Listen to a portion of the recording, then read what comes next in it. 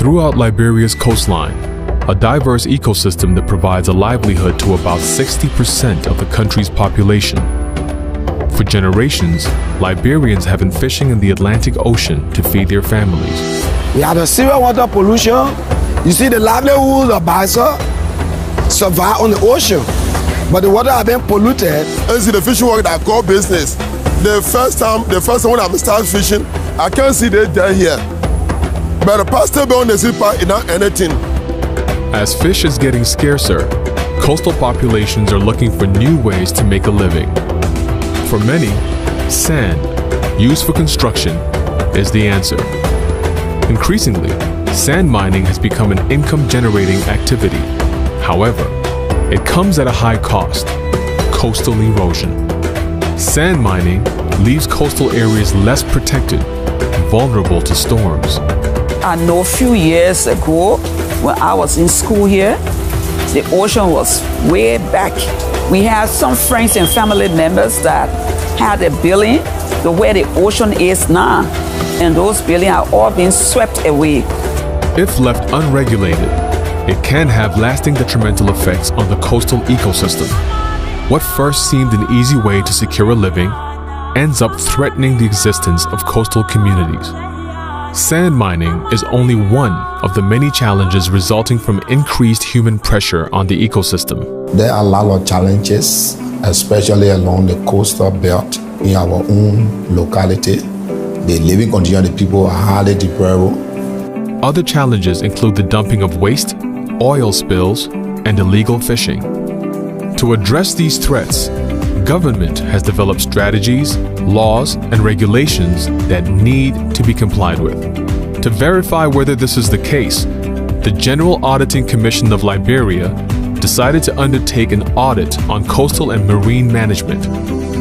This work was supported by the African Organization of English-Speaking Supreme Audit Institutions, AFROSAI-E, with the assistance of German International Cooperation, GIZ.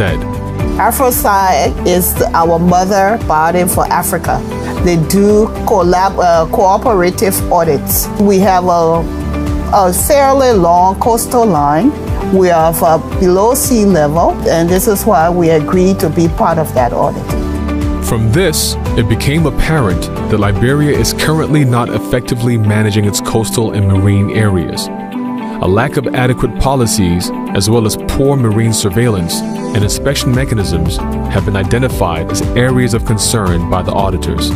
How public institutions use the public money is one of the core issues within the SDGs. So we wanted to shed light on the factual situation on the ground. One thing is to find the facts, but then the second step is to raise awareness. We want to contribute to systemic change. We want to contribute to an implementation of the SDGs. The General Auditing Commission of Liberia has made several recommendations to alleviate these concerns.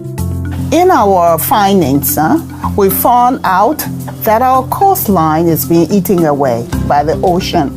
We found out that sand mining without proper monitoring is damaging our waterways. One thing is clear. Work needs to be done to ensure that the United Nations Sustainable Development Goals are met. Together, GIZ and AFROSAI-E developed an e-learning tool to support 6 countries in the context of a program that aims at contributing to the implementation of the Sustainable Development Goals in African countries. The Supreme Audit institutions actually have a major role to play, and by actually including the Sustainable Development Goals in their audit procedures, they can actually provide assurance to their citizens. The General Auditing Commission has also made further recommendations on the lack of climate change response policy, the destruction of mangroves, and illegal fishing activities in Liberia. Mangroves protect shorelines from storm and hurricane winds. Equally important are marine species which provide food, medicine, and a livelihood for many, also drawing in tourism and providing recreational activities for a countless number around the world. For settlement, they're cutting down mangroves. They don't know the importance of mangroves. They see the wetlands as wasteland. They are very unique ecosystems used to balance the ecological chain. Once it is polluted, it's destroyed, it's broken down, then we expose the city to flooding. Chemicals, use of explosives, and use of unauthorized fishing gear could lead to a depletion of marine resources and habitats if left without proper inspection and control. Government has enacted a new law to curtail illegal fishing, but controlling that the laws are effectively applied is a challenge. The importance of the work of auditors cannot be denied when it comes to ensuring that the Sustainable Development Goals are met and that national laws are adhered to. During the auditors' field visits to Montserrado and Grand Cape Mount counties, excavation and drilling machinery were observed, involved in sand mining, without any evidence of regulation. Almost 2/3 of our population live along coastal cities. And if we do nothing much to protect those coastal cities from being eroded, some of these cities could be wiped up in the not too distant future. With regards to offshore oil spills, there is currently no policy or strategy in place to manage and contain such, as well as other pollution and degradation to Liberia's territorial waters. A national oil spill contingency plan is just being completed. However, a wider integrated approach needs to be followed regarding marine pollution. The audit has helped us in several dimensions as regards to having an integrated approach when it comes to marine environmental management. Our shore-to-ship interface is much better than ever before. We have one of the highest standards when it comes to safety and environmental compliance. In order to assure that all issues are addressed coherently, the General Auditing Commission recommended that international regulations and policies on marine management should be incorporated into a single national policy addressing coastal and marine pollution.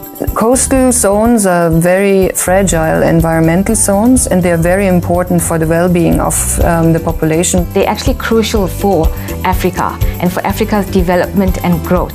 If we don't take care of our environment, the little that we can do as Liberians will help us. And we are doing this not just for us now, but for generations to come.